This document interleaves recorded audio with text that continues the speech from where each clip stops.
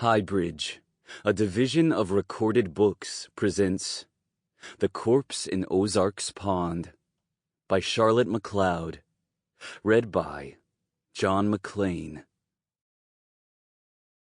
Chapter 1. Oh, fell the deed and foul the play, when he whose eye so fond had erst beheld the gladsome day turned up in Oozak's pond. Peter Shandy, Professor of Agronomy at Balaclava Agricultural College, and aficionado of verse trying to pass itself off as poetry, rolled out the lines with unctuous fervor. Helen Shandy, curator of the Buggins collection, sneezed as she opened yet another bundle of the Corydon Buggins archive. "Peter, darling, must you?" "What do you mean, must I? Can't you appreciate the ineluctable god-awfulness of it? Listen. Though bravely did he struggle till the waters closed him o'er, old Oozak soon his lungs did fill, Gus sank to the oozy floor." Since when was any Buggins ever named Gus? "Augustus Caesar Buggins, 1856 to 1904, Helen replied, sneezing again. "Oozak's Pond is nonsense, of course. There's no such place and never was." "Fine words, forsooth. Here you are enjoying its benefits as you deny its very existence. Oozak's Pond, my love, is that oversized puddle up above the methane plant, whence cometh the water that turns the wheel, that drives the shaft, that squatches the orger, that releases the gas that lights the lamps at our august seat of learning, not to mention that lamp you're sneezing at right now." The lamp was a nice old brass one. Helen gave its green glass shade a little pat of apology. "So that's a pond? I thought it was some kind of man-made reservoir. Ponds don't usually come with concrete rims, do they?" Oozak's didn't have one back when Balaclava Buggins' first freshman class led the college kine to slurp from its mossy banks. "I thought they slurped from that other pond, over by the animal husbandry department." "Nay, my fair, that's where they slurp nowadays, when the mood is upon them and the pond isn't frozen over. That, however, is not the primal slurping ground. In fact, it's where our founder's wife used to do the students' wash." "Ah," cried Helen. "Hence the name Wash Pond?" "Precisely. Mrs. Buggins' name was Nausicaa, pronounced, no doubt, Nausicaa. The old cowsheds were where the methane plant is now. There used to be a conduit made from hollow logs running down from the pond to fill the drinking troughs for those cows who didn't care to make the climb to the pond. Legend has it that while cleaning out the trough one day, young Dalbert Buggins conceived the notion of harnessing the water power from Oozak's Pond to run a grist mill. At one time, Oozak's Pond ground all the college flour. As time went on and technology became more complex, the mill became the power plant, but Oozak's Pond still burbles on in the same old way." "Dalbert." Helen studied her still incomplete genealogy chart. "I have him. He was Balaclava's nephew. Not his son, as is popularly supposed. Balaclava's only son, Huxford, was killed in the Civil War." "Yes, and Huxford's cousin Corydon almost brast a gut trying to think up a rhyme for Chickamauga so he could pen the memorial ode. Speaking of the Buggins bard and his odes, where was I?" "Somewhere odious, no doubt. Shouldn't we just be resting quietly so we'll be fresh for the Groundhog Day ceremony tomorrow morning? I hope the little beast will have the decency not to see his shadow this time. Last year he gave us an extra 6 weeks of winter." Helen sneezed again with scholarly resignation. After all, she'd brought this dust upon herself. 6 months ago, she'd presented a paper on Corydon Buggins' brother Belial at a symposium in Arizona. The stir she'd created in academic circles had spurred President Thorield Svensson to demand from her a definitive history of Balaclava and all the attendant Bugginses. They'd been a family of writers and savers. She had plenty of material to work with, her trouble came in getting down to it. As a member of the college library staff, she was still subject to constant interruption from librarian Philip Porble and his minions. Helen had quit trying to work in the Buggins room and begun lugging armloads of Anna back to the small brick house on the crescent below the campus that she shared with Shandy and their cat, Jane Austen. This had necessitated turning the upstairs guest room into a sort of den cum office. The downstairs cubbyhole Shandy had been using for grading papers and such like ever since his bachelor days was really too small for one, let alone two, although neither of the Shandys was a large person. They talked of building on an additional room, but February was no time to begin tearing down walls. February wasn't a propitious time for much of anything in Balaclava County, Massachusetts. That was why Groundhog Day, February 2nd, had grown to loom so large on the college calendar. Naturally, President Svensson wasn't going to accept any second-hand prognostication from Punxsutawney Pete or Cochachuit Chuck. Balaclava Beauregard was already snoozing in the wings, or more properly, in a hole up on the bank of what Helen now knew to be Oozak's pond. On the dot of 6:30 the next morning, the grumpy woodchuck would be hauled out of his snug den and set on a platform of snow that had been stamped down hard for his meteorological convenience. Truth to tell, Beauregard probably wouldn't see his shadow, no matter what the weather, because he wouldn't bother to open his eyes, woodchucks being among the most determined hibernators of all mammalia. That didn't amount to a hill of beans. The entire student body, most of the faculty, their families, and a goodly number of townsfolk would be on hand to help him look for it. Once the official Groundhog Shadow viewer had examined the evidence and pronounced the prognostication, Beauregard would go back to bed.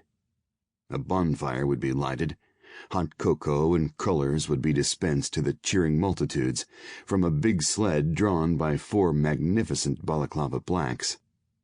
The horses, well blanketed against the chill, would be stamping and snorting, jingling their harness bells, and having a bait of oats so they wouldn't feel left out, and no misguided freshman would start feeding them crullers in defiance of the strict dietary rules for college livestock set down by Professor Daniel Stott of the Animal Husbandry Department. As for the students, of course, they'd eat everything in sight and thrive on it. They'd sing college songs and stage snowball fights. Then they'd roll up great masses of snow to build an effigy of Old Man Winter. Finally, they'd topple the snowman into the bonfire. The fire would go out, and the fun would be over. The horses would pull the sled back to the barn. The students would run after to boost it over the ruts. Then they'd scatter to classes and another day's work. A silly business, no doubt, but Shandy wouldn't have missed it for anything. Nor would Helen. She'd been promised a place of honor on the sled, helping her dear friend Iduna Stott pass out the crullers.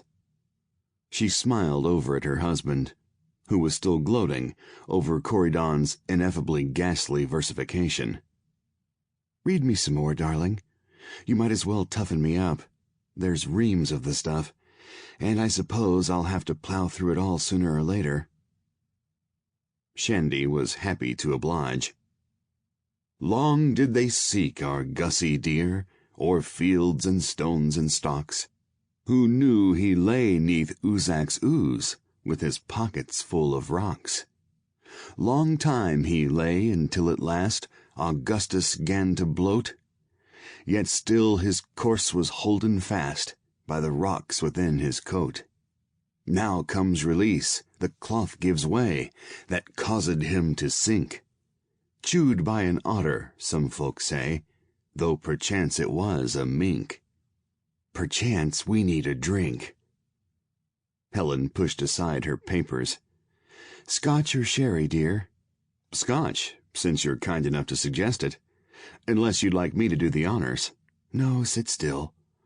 My nose needs a rest from all that dust. Why don't you finish the poem and give me a brief synopsis when I come back? I thought you wanted to get toughened up. How tough do you want me to be, for goodness sake?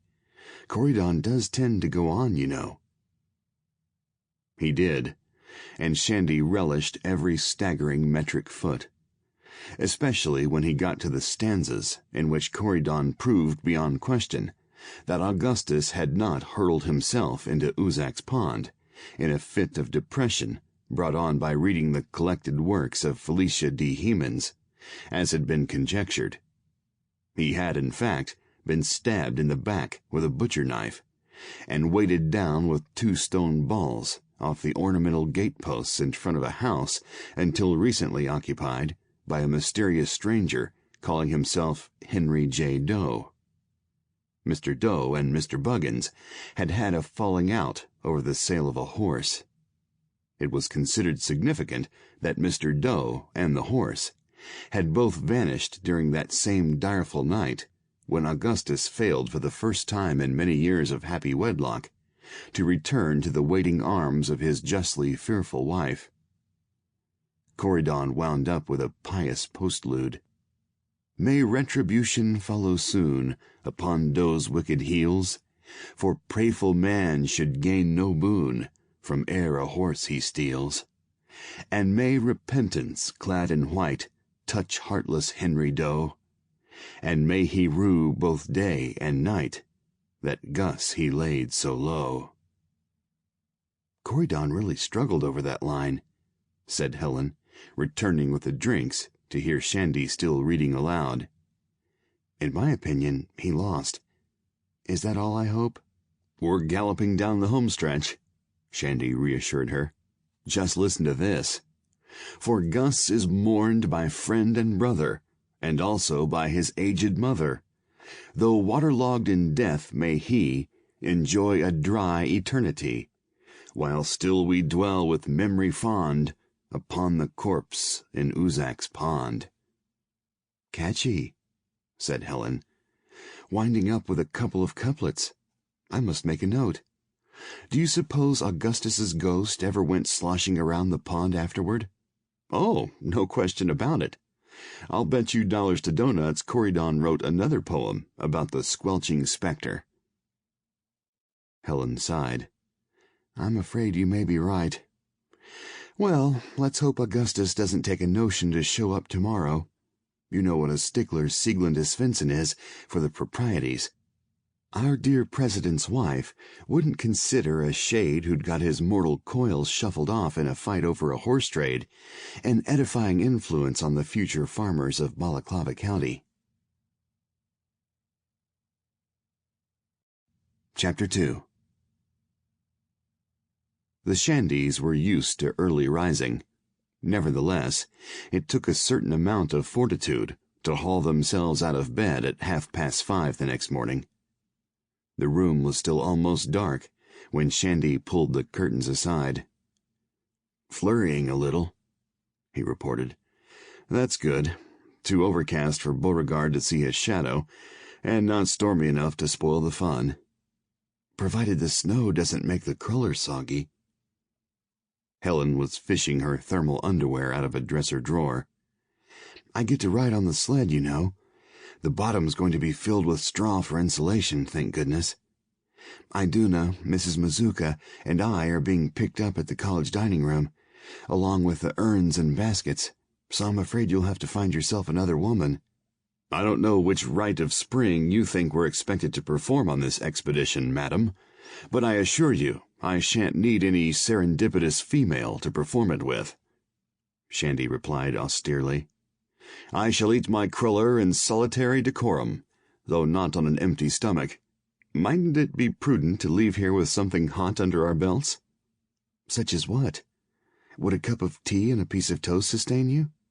It might, if there happened to be a poached egg on top of the toast. Shall I go down and put the kettle on? Do. Helen reached for a fleecy blue sweater that matched her eyes and dragged it over her short blonde curls. Drop an egg for me while you're about it. The poacher's in the top left-hand drawer. And be sure to butter the toast." "Save your nagging till it's needed, woman. I was buttering toast for my oldest nephew while you were yet a babe in arms. Speaking of which—" "Darling, not now." Somewhat reluctantly, Helen wriggled out of Peter's embrace. "Duty calls, and we must obey, or Beauregard may get huffy and refuse to cooperate.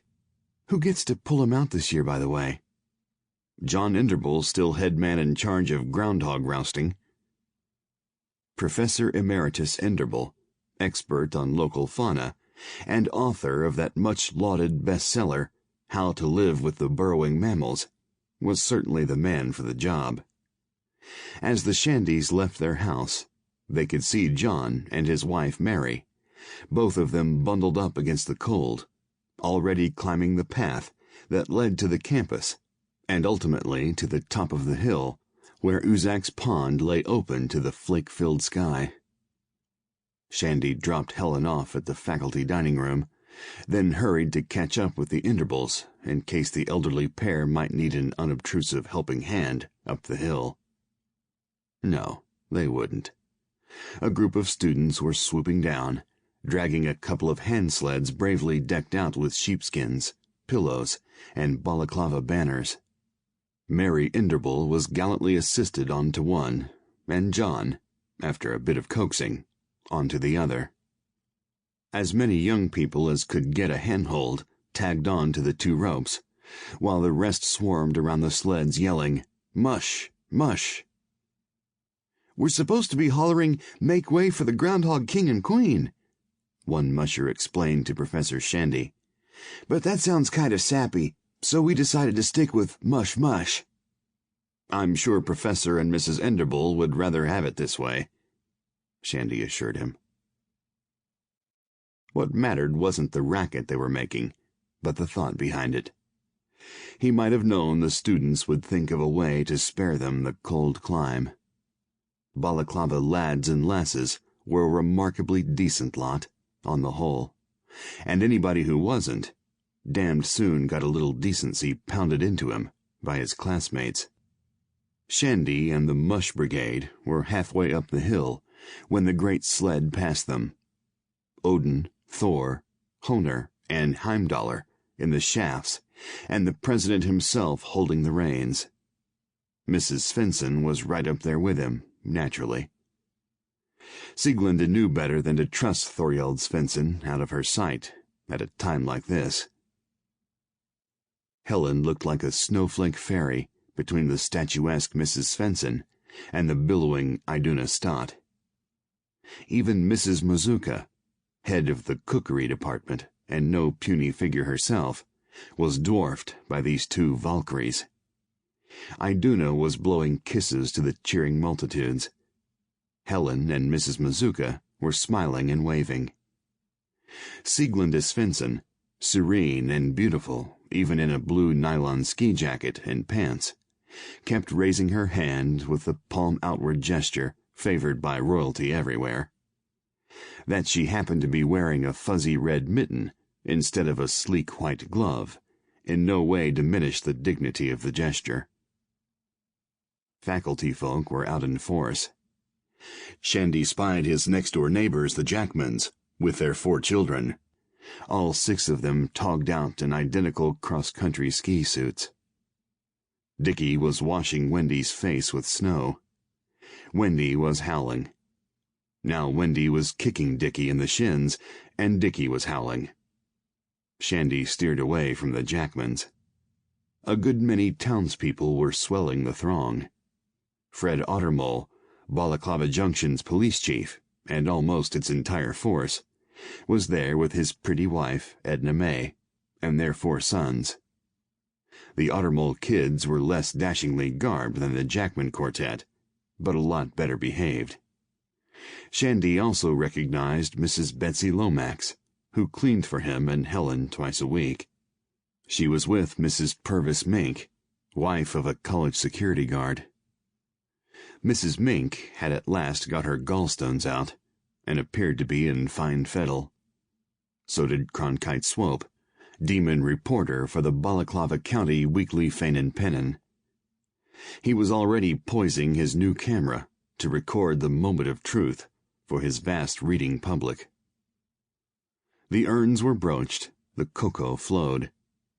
The crullers were passed around from huge flat baskets woven by students in Pam Waggoner's native arts class. Then John Enderbull took his post in front of Beauregard's den, and the countdown began. 5, 4, 3, 2, 1, Groundhog! This was it. Professor Enderbull reached into the hole, hauled out a fat bundle of gray-brown fur, and held it up for Cronkite Swope to photograph. One might have thought the roar of the crowd would already have wakened Beauregard, but it hadn't. Only after Enderbull had addressed the woodchuck kindly but firmly, reminding him that the time had come to perform that once-a-year stint for which he was so well fed and housed by the college, did Beauregard consent and rouse himself. Enderbull set him down on the trodden snow. Professor Stott, hog expert nonpareil, hence official adjudicator of groundhog shadows, bent his head in earnest scrutiny, then performed a jocular thumbs down. Even wilder cheers erupted. Enderbull picked up Beauregard, thanked him for his cooperation, even though he was already dozing again, and returned him to his lair as Cronkite Swope snapped yet another photograph. Now the bonfire was alight, cracking and snapping and sending curls of fragrant blue smoke over Oozak's pond. The seemingly bottomless cocoa urns were again in service. Reheaped baskets of crullers were being carried by willing students to those spectators too far back to get at the sled, so that nobody would be left out. Peter Shandy, a compulsive counter, tried to compute how many crullers were being masticated by how many eager mandibles this gala morning. He knew he'd never arrive at an accurate figure, but he kept counting anyway. The effort gave him an excuse to stand alone on a little mound, like Napoleon at Ratisbon, looking over the crowd. The bonfire was blazing finely. Shandy could feel its welcome heat from where he stood. The heat was melting the ice around the pond, but that was all to the good. The pond had to be kept flowing, or the methane plant wouldn't work. Being spring-fed, the Skunk Works Reservoir, as Oozak's pond was now generally called, never froze solid anyway. One of the first things freshmen learned was to stay off its unsafe ice in the winter. The wash pond, larger, more conveniently situated, and kept clear of snow, was where the students skated, and the faculty curled. Except for this one day out of the school year, nobody came up here much, except plant maintenance staff and security guards. Beauregard probably didn't mind being left to himself. The snowman representing Old Man Winter was growing fast. Somebody had brought a ladder from one of the storage barns. A tall student was up on it, taking a hard-packed ball that was being passed up to him and fitting it as a head. A red-headed young woman was right behind him, waving a bright headscarf, demanding that the effigy put it on and become Old Woman Winter, as a blow for equal rights. The redhead reminded Shandy a little of Birgitte, the Svensson's fire-eating fifth daughter, now married to former honor student Hjalmar Olafsson, and raising, as Birgitte and Hjalmar would naturally do, a superior strain of raspberries. Shandy hadn't yet seen their new baby, and wasn't sure he wanted to. It was said to be the spitting image of its maternal grandfather. Thus musing, he'd just accepted another cruller from a passing basket when the redhead screamed. Of course, there'd been plenty of screaming already, but this was a different kind of scream. Shandy's first thought was that the ladder was tipping over, but it wasn't. Then he realized the woman was pointing at something floating in the pond, among the melting cakes of broken ice. Shandy had been out looking for pileated woodpeckers the day before, and he still had his field glasses in his windbreaker pocket. He whipped them out, took one quick look, and made a dash for the bank. Somebody was yelling, "Ah, it's only a dummy!" Shandy's binoculars were good ones. He knew better. He glanced at the cruller he was still holding, began to feel queasy, and dropped it unobtrusively in the slush. Spectators were crowding forward. Chief Ottermole was trying to keep them away from the bank, but not having much luck, until President Svensson bulldozed his way to the fore, yelling, "Stand back!" Knowing they damned well better obey, or he'd start picking them up 2 by 2 and hurling them into snowbanks, the mob receded. With the area safely cleared, Svensson planted himself in front of the bonfire, raised his mighty arms, and bellowed, "Shut up!" Absolute silence fell upon the throng. Even Wendy Jackman didn't dare to whimper. Then Svensson did what Shandy had feared he'd do. "Shandy," he ordered, "tell 'em." There was no escape. Peter Shandy, by the vicissitudes of fate and the iron will of Thorhild Svensson, had become Balaclava's expert on bodies found in unexpected places. He cleared his throat and raised his voice. "It looks as if there's been a drowning. I don't know who. You can forget about rescue. The victim is far beyond help." He held up his field glasses to show them how he knew. "Our maintenance crew has equipment to cope with the situation, and we'll get right to it. If you're ghoulish enough to stand around and watch, kindly keep out from underfoot.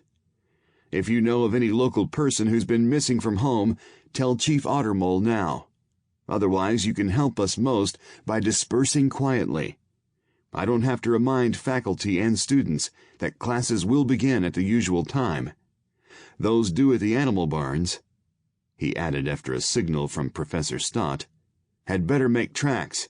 You're half a minute late already." Tardiness in tending the livestock was the ultimate thou shalt not at Balaclava Agricultural College. Several students gasped and sprinted for the barns. They started a mass exodus. Muttering of jobs, chores, or getting the kids on the school bus, townsfolk straggled off across the campus or up the back road. A few paused to speak with Fred Ottermole, who was having his picture taken by Cronkite Swope, while Edna May and the boys stood by basking in reflected glory. Shandy didn't bother asking Ottermole what the informants were saying. He was dispatching students to fetch the rubber dinghy kept at the methane plant for working on the sluices, to bring one of the nets used to trap floating debris, and a tarpaulin to cover the body when they brought it ashore. He delegated one to call Dr. Melchett, the college physician, and another to get hold of Harry Goulson, the local mortician. Melchett would balk at a waterlogged cadaver cluttering up his swank office, but Goulson was used to taking them any way they came. Shandy only hoped to God this one wouldn't fall to pieces when they lifted it out of the water. In less than a minute, the dinghy was brought, the oars and net put aboard, and they were ready to cast off. President Svensson moved to step aboard, but his wife hauled him back. "Thorhild, you will not set foot in that little boat. You would get wet and catch a sniffle. Let Peter go."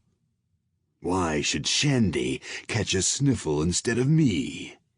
"Peter will not catch a sniffle, because he will not wallow around like a whale in a bathtub and sink the boat.